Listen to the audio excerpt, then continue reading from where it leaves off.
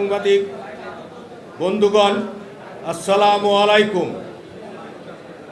আপনাদের সকলকে আজকের এই সংবাদ সম্মেলনে উপস্থিত হওয়ার জন্য আন্তরিক কৃতজ্ঞতা ও ধন্যবাদ জ্ঞাপন করছি। শুরুতে বিগত দিনের সকল গণতন্ত্র অধিকার পুনরুদ্ধারের আন্দোলনে দলমত নির্বিশেষে যারা শহীদ হয়েছে, যে সকল সূর্য সন্তান আত্মার মাগফিরাত কামনা করছি এবং মুক্তির ন্যায় সংগত আন্দোলনে যারা পঙ্গুত্ব বরণ করেছে, রক্ত দিয়েছে, পরিবার স্বজন হারা হয়েছেন, শারীরিকভাবে ক্ষতিগ্রস্ত হয়ে জীবিকা নির্বাহের ক্ষমতা হারিয়েছেন, তাদেরকে সকলের ত্যাগের প্রতি গভীর শ্রদ্ধা জ্ঞাপন করছি। আমি সাইদুর রহমান পিন্টু, রাজশাহী মহানগর বোয়ালিয়া থানা বিএনপির সভাপতি হিসাবে আমার সঙ্গে সংবাদ সম্মেলনের উপস্থিতে সকল নেতাকর্মীবৃন্দকে আপনারা চেনেন ও জানেন।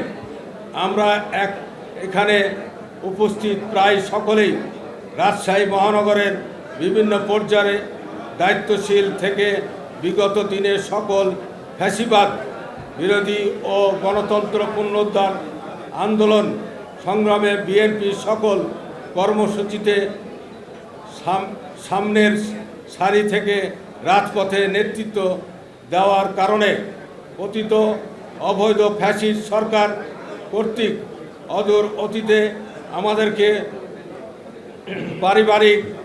পরিবার সহ হামলা মামলা জেল জুলুমের শিকার হতে হয়েছে। আপনারা জানেন যে বাংলাদেশ আপামর ছাত্র জনতা সম্মিলিত গণ অভ্যুত্থানের বিগত 5ই আগস্ট 2024 অবৈধ সাবেক প্রধানমন্ত্রী হাসিনা পলায়নপূর্বক পদত্যাগের মাধ্যমে দীর্ঘ 16 বছরের ফ্যাসিবাদের বিষবৃক্ষ সময়ে উৎপাটন হয়। জুলাই বিপ্লবে সাধারণ ছাত্র জনতা সহ বিভিন্ন রাজনৈতিক দলের নেতাকর্মীদের সর্বোচ্চ ত্যাগ স্বীকার করতে হয়। হাজারো প্রাণের বিনিময়ে মুক্তির নতুন সূর্য বাংলাদেশে উদ্দিত হয়েছে। রাষ্ট্রের সকল পর্যায়ের সংস্কারের জন্য বিএনপির পক্ষ থেকে ইতিমধ্যে 31 দফা একটি রূপরেখা জাতির সামনে তুলে ধরা হয়েছে। ফ্যাসিবাদের বিষবৃক্ষ নির্মূল হলেও তার দোসররা ষড়যন্ত্রের মাধ্যমে ফ্যাসিবাদের অঙ্কুর পুনরায় রোপণের জন্য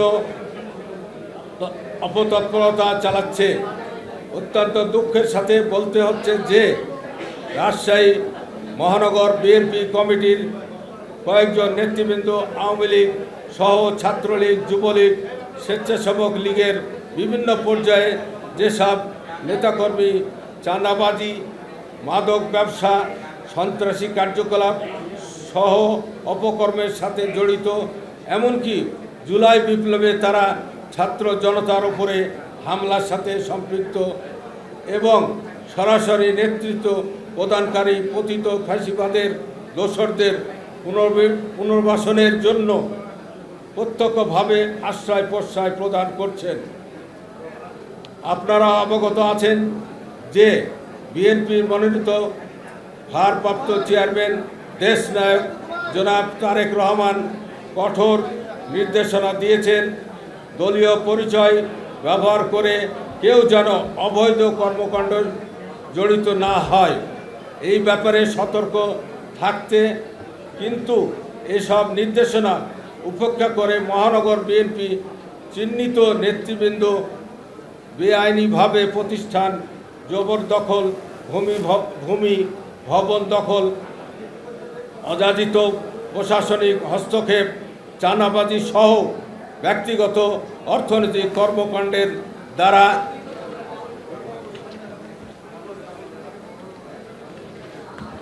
বিএনপির বিএনপির দুর্গ খাত রাজশাহী দলের ভাবমূর্তি ক্ষুণ্ণ করেছেন। আন্দোলন সংগ্রামে উর্বর ভূমি রাজশাহীতে ফ্যাসিবাদের বিরোধী গণতন্ত্র পুনরুদ্ধারের আন্দোলনে সম্পৃক্ত বিএনপির এবং সকল অঙ্গ সহযোগী সংগঠনের মহানগর থেকে থানা ওয়ার্ড পর্যায়ে দীর্ঘদিন ত্যাগ নির্যাতিত হামলা মামলা শিকার পরীক্ষিত নেতাদের অবমূল্যায়ন করে বাদ দিয়ে পকেট কমিটি গঠন করা হয়েছে। তাদের এসব কর্মকাণ্ডের মাধ্যমে রাজশাহী মহানগর বিএনপি হাইব্রিডের বাম্পার ফলন হয়েছে।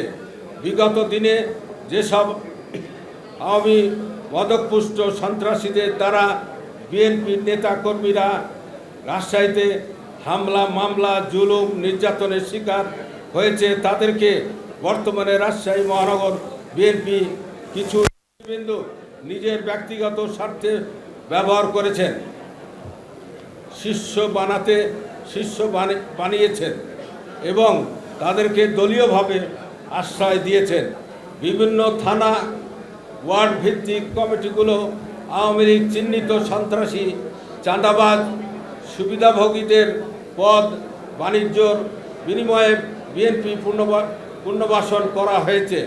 রাজশাহী মহানগরে আওতা রাজপাড়া থানা বিএনপির সাবেক আহ্বায়ক বর্তমান সভাপতি মিজানুর রহমান মিজান, সাবেক সদস্য সচিব বর্তমান সাধারণ সম্পাদক আমিরুল ইসলাম, সাবেক যুগ্ম আহ্বায়ক শাহিন আহমেদ, মোহাম্মদ মাহমুদুল হক রুবেল, হারুনুর রশিদ সাবেক জাসদ নেতা, আব্দুর রাজ্জাক সাবেক জাতীয় পার্টির নেতা। উক্ত একই কমিটিতে সাবেক সদস্য বদরুদ্দোজা বদর বিগত সময়ে আওয়ামী লীগের সহ বিভিন্ন মতাদর্শন যেমন জাসদ জাতীয় পার্টি রাজনীতিতে সাথে সরাসরি সম্পৃক্ত ছিল।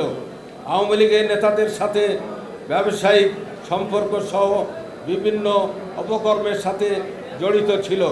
বিশেষভাবে উল্লেখ্য যে মহানগর আওতাধীন রাজপাড়া থানার সাবেক আহ্বায়ক বর্তমানে সভাপতি মিজানুর রহমান মিজান, সাবেক সদস্য সচিব আমিরুল ইসলাম বর্তমানে সাধারণ সম্পাদক বিগত আওয়ামী লীগের শাসন আমলে বিভিন্ন নির্বাচনে সরাসরি ফ্যাসিস্ট সরকারের পক্ষে নির্বাচন প্রচারণা চালানো সহ দলীয় ভূমিকা পালন করেছেন।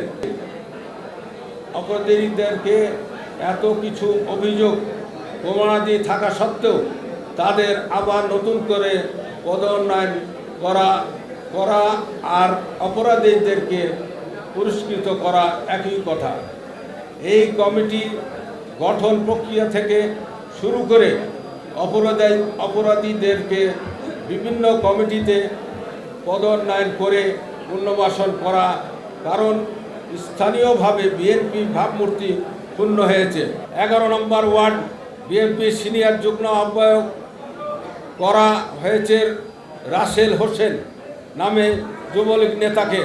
উক্ত যুবলীগ নেতা মহানগর আওয়ামী লীগের সাধারণ সম্পাদক ডাবলু সরকারের ঘনিষ্ঠ হওয়া সত্ত্বেও বিপুল অঙ্কের বিনিময়ে তাকে ওয়ার্ড বিএনপির গুরুত্বপূর্ণ পদ দেওয়া হয়। এর পূর্বেও প্রমাণসহ আমরা বলছি যে রাজশাহী মহানগর বিএনপির সদস্য সচিব মামুনা রশিদ বিগত 2013 এবং 18 সিটি কর্পোরেশনে নির্বাচনে 13 নম্বর ওয়ার্ডের সাবেক কাউন্সিলর, সাবেক স্বেচ্ছাসেবক লীগের সভাপতি বর্তমান যুবলীগের নেতা আব্দুল মমিনকে প্রত্যক্ষভাবে শুধু সহযোগিতাই করেননি, বরং সরাসরি নির্বাচনে প্রচারণা অংশ নিয়েছিলেন। নির্বাচনে পরবর্তীতে ফলাফল ঘোষণার পরে ফুলের মালা আদান প্রদান করে যুবলীগ নেতা সাথে বিজয় উল্লাস করেছেন। আপনাদের প্রতি আমাদের বিনীত আহ্বান, উল্লেখিত প্রতিটি বিষয়ে আপনারা জাতির বিবেক হিসেবে যাচাই বাছাই করে সত্য তথ্য জনগণের নিকট অবশ্যই তুলে ধরবেন। আমরা এখানে উপস্থিত বিএনপি দীর্ঘদিনের সচেতন এবং পরীক্ষিত নেতৃবৃন্দ সম্মিলিতভাবে এই দল বিধ্বংসী ষড়যন্ত্র এবং অপতৎপরতার জোর নিন্দা এবং প্রতিবাদ জানাচ্ছি। মহানগর দায়িত্বশীল নেতৃবৃন্দের এসব অপরিমাণ বিতর্কিত সিদ্ধান্ত রাজশাহী মহানগর সহ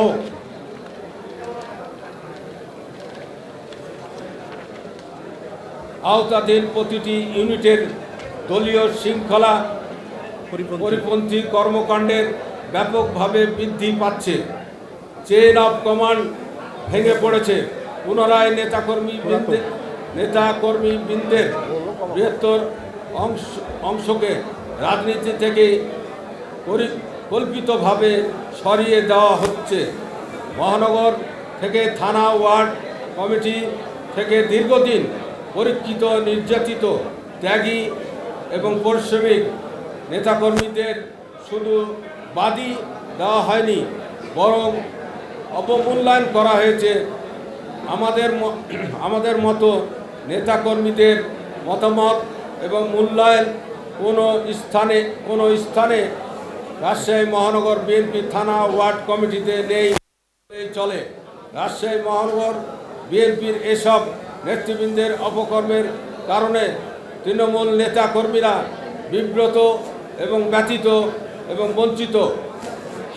হাইব্রিড এসব নেতৃবৃন্দের পরিমাণ দুঃসাহস দেখানোর সক্ষমতা মহানগর বিএনপি কিছু দায়িত্বশীল নেতা বা কেন্দ্রের এক বা একাধিক নেতার প্রত্যক্ষ মদক আশ্রয় প্রশ্রয় ছাড়া সম্ভব নয় বলে আমরা মনে হচ্ছে।